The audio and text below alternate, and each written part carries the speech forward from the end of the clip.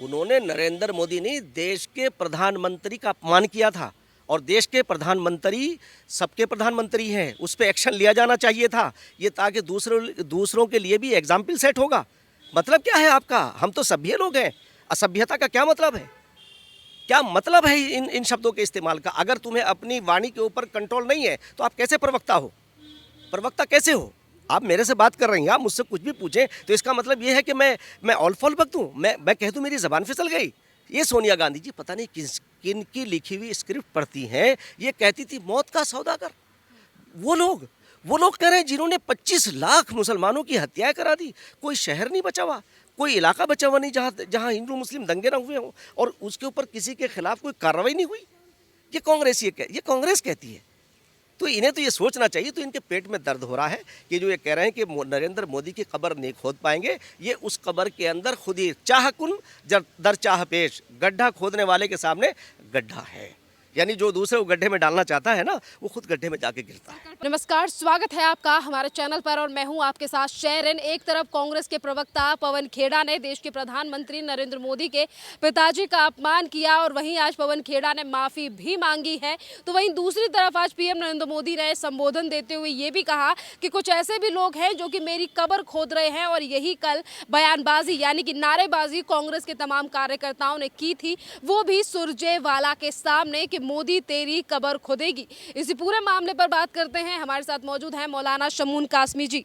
Sir, एक तरफ जो है ये कहा जाता है कि मोदी जी जो हैं वो तानाशाही कर रहे हैं, और वहीं कल कांग्रेस के तमाम बड़े नेता कार्यकर्ता ये नारा लगा रहे थे कि मोदी तेरी कब्र खुदेगी। नहीं, देखिए, मैं आपको बताऊं कि मैं बहुत उसके साथ ये कहना चाहता हूं, बड़ी दुख की बात है कि कांग्रेस ने इस देश को जो काम अच्छे करने चाहिए थे, वो जो लोग, बहुत सारे लोग ये कहते हैं, बहुत सारे कांग्रेसी भी कहते हैं कि साहब कांग्रेस ने क्या नहीं दिया। उन्होंने ये दिया कि यहाँ ये हिंदू और मुसलमान जो आज है, यानी हम 60 साल में अगर भारतीय नहीं हो पाए और भारतीयता हमारे अंदर नहीं जागी, तो उसका कारण मैं कांग्रेस को समझता हूँ। आज अगर करप्शन हमारे सिस्टम का हिस्सा बन गया, तो उसका भी कारण मैं कांग्रेस को समझता हूँ। आज अगर ये जो मंदिर और मस्जिद की जो आज भावनाएं जो लोगों में उत्पन्न हुई है, इसके लिए भी मैं कांग्रेस को ही जिम्मेदार मानता हूँ। आज 1919 में एक विचारधारा डेवलप हुई कि उस विचारधारा को हम आरएसएस कहते हैं। उन्होंने आने के बाद ये किया कि लोग अलग अलग भिन्न भिन्न भ्रांतियों में मुब्तला थे।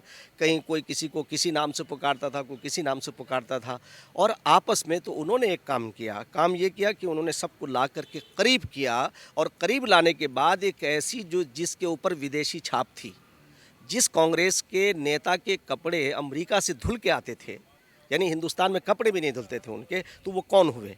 वो उसी विदेशी विचारधारा के लोग हुए, जिन्होंने इस विदेशी विचारधारा को जो यूरोपियन कंट्री जो हमारे यहाँ हुक्मरान थे, हमारे अधिकारी थे, हम जिनके ग़ुलाम थे, उनके अधीन थे, तो इन्होंने उनकी विचारधारा को अगर किसी ने जिया है तो वो कांग्रेसी लीडर्स ने जिया है। मैं सारे लीडर्स की बात नहीं कर रहा हूँ, उसमें लाल बहादुर शास्त्री जैसे जो हैं वो बिल्कुल अलग हो जाते हैं।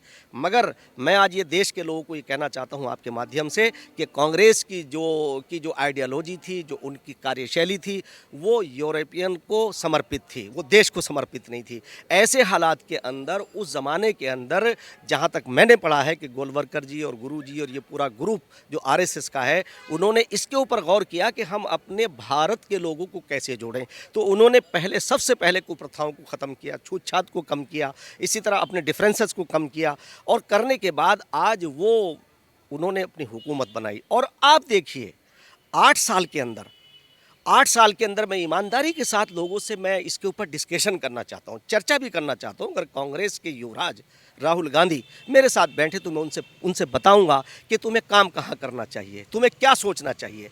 मैं नहीं कहता हूँ कि वो आदमी वो ख़राब है, ना मैं राहुल गांधी को ख़राब समझता हूँ, ना मैं प्रियंका गांधी को समझता हूँ ख़राब। इनके जो इर्द गिर्द लोग थे, यानी आप अगर उस पर आप गौर करेंगे तो सारे घरानों से ताल्लुक़ रखने वाले लोग इनके मुशीर थे, इनके सलाहकार थे।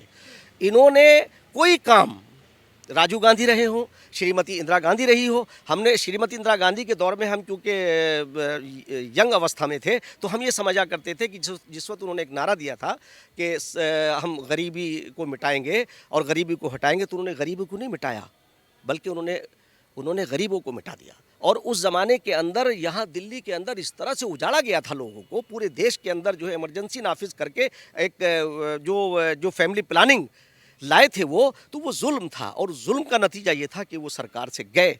आज 8 साल 2014 में एक आम आदमी के घर में पैदा हुआ एक हमारा प्रधानमंत्री, जिन्हें हम प्यार से श्री नरेंद्र मोदी जी बोलते हैं।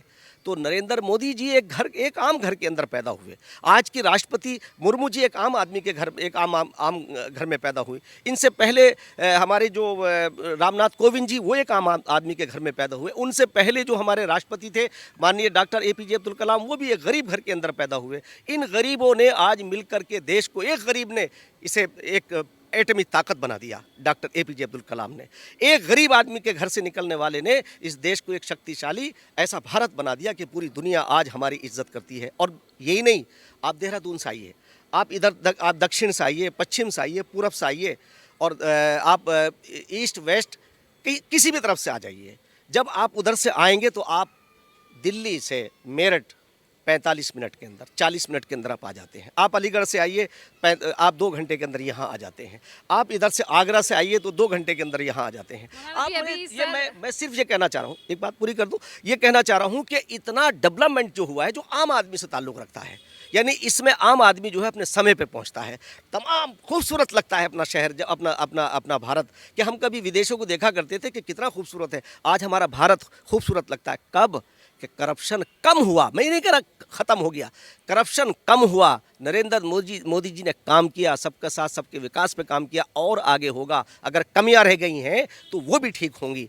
मैं इसलिए कहना चाहता हूं कि 2014 से और आज तक, यानी 8 साल और 60 साल का काम अलग नज़र आता है। तो इसलिए मैं देश के लोगों से कहना चाहता हूं कि इन कांग्रेसियों ने जिस अंदाज से, अब ये पवन खेड़ा जी, क्या ज़रूरत है आपके, नींद से पच नहीं रहा है। यानी उस ज़माने के अंदर वो कहते थे, दिग्विजय सिंह कहते थे, अय्यर जी कहते थे, चाय का वो अलाट कर देंगे आपको। किस कदर घमंड था, किस कदर घमंड था। और यही सोनिया गांधी जी, ये सोनिया गांधी जी पता नहीं किन की लिखी हुई स्क्रिप्ट पढ़ती हैं। ये कहती थी मौत का सौदागर। वो लोग कह रहे हैं जिन्होंने 25 लाख मुसलमानों की हत्याएं करा दी। कोई शहर नहीं बचा हुआ, कोई इलाका बचा हुआ नहीं जहाँ हिंदू मुस्लिम दंगे ना हुए हों, और उसके ऊपर किसी के खिलाफ कोई कार्रवाई नहीं हुई। ये कांग्रेस कहती है। तो इन्हें तो ये सोचना चाहिए। तो इनके पेट में दर्द हो रहा है कि जो ये कह रहे हैं कि नरेंद्र मोदी की कब्र नहीं खोद पाएंगे। ये उस कब्र के अंदर खुद ही चाहकुन दर चाह पेश, गड्ढा खोदने वाले के सामने गड्ढा है। यानी जो दूसरे को गड्ढे में डालना चाहता है ना, वो खुद गड्ढे में जाके गिरता है। कल पवन खेड़ा ने जिस तरीके से टिप्पणी की और कल उन्हें दिल्ली एयरपोर्ट से गिरफ्तार कर लिया गया, जिस पर अशोक गहलोत ने ये तक कहा कि आज देश में इमरजेंसी से भी ज़्यादा बदतर हालात हैं। नहीं, उन्होंने नरेंद्र मोदी को नहीं कहा। उन्होंने नरेंद्र मोदी ने देश के प्रधानमंत्री का अपमान किया था। और देश के प्रधानमंत्री सबके प्रधानमंत्री हैं, उस पर एक्शन लिया जाना चाहिए था। ये ताकि दूसरों के लिए भी एग्जाम्पल सेट होगा। मतलब क्या है आपका, हम तो सभ्य लोग हैं। असभ्यता का क्या मतलब है, क्या मतलब है इन शब्दों के इस्तेमाल का? अगर तुम्हें अपनी वाणी के ऊपर कंट्रोल नहीं है तो आप कैसे प्रवक्ता हो? प्रवक्ता कैसे हो? आप मेरे से बात कर रही हैं, आप मुझसे कुछ भी पूछें तो इसका मतलब ये है कि मैं ऑल फॉल बक दूँ, मैं कह दूँ मेरी ज़बान फिसल गई। यही एक्शन लिया जाना चाहिए था। और हर एक के लिए ये डिसिप्लिन तभी कायम होगा, तभी हम जो है पूरी दुनिया के सिरमौर बनेंगे कि जब कोई भी गलती करे, मैं करूं कोई और करे, फ़ौरन एक्शन लिया जाना चाहिए। ये तो स्वागत योग्य है। बहुत बहुत धन्यवाद सर।